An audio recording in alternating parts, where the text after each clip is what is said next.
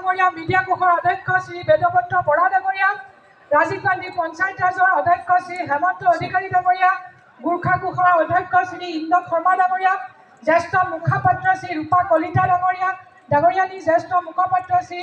সম্বিত শৰ্মা ডাঙৰীয়া, NSY ৰাজ্যিক সভাপতি শ্ৰী কৌশিক কাশ্যপ ডাঙৰীয়া আৰু ইয়াত উপস্থিত থকা আমাৰ সকলো ফ্ৰণ্টেল হেজৰ আমাৰ শোণিতপুৰ জিলা যুৱ কংগ্ৰেছৰ মঞ্জিত কলিতা, মহিলা কংগ্ৰেছৰ সভানেত্ৰী শোণিতপুৰ জিলাৰ সম্পূৰ্ণ শইকীয়া, সেৱা দলৰ সভাপতি তানজিৰ হুছেইন ডাঙৰীয়াকে প্ৰমুখ্য কৰি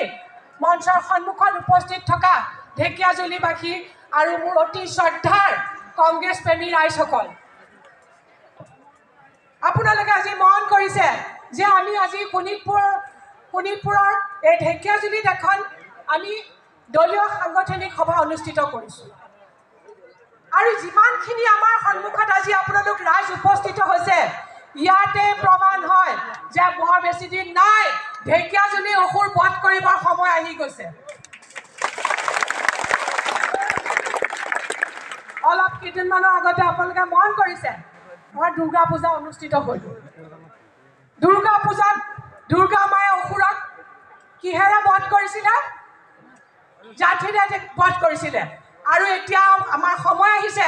আমি ঢেকীয়াজুলিৰ সন্ত্ৰাস সৃষ্টি কৰা অসুৰক ভূতেৰে তেখেতক বধ কৰিম বুলি আমি আজিৰ দিনটোত প্ৰতিজ্ঞাবদ্ধ হ'ব লাগিব।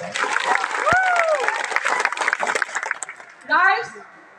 আপোনালোকে যে আজি আহিছে ইয়াই প্ৰমাণ কৰে যে ঢেকীয়াজুলিৰ নিচিনা এখন সংস্কৃতিবান জেগা, এই জেগাখনৰ এটা ঐতিহ্য আছে,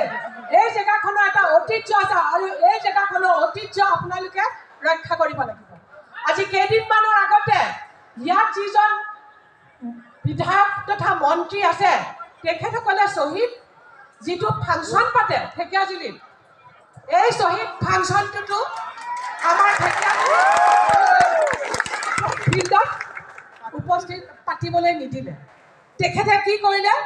আমি ইমান দিনে ঢেকীয়াজুলিত আমি আমাৰ যিটো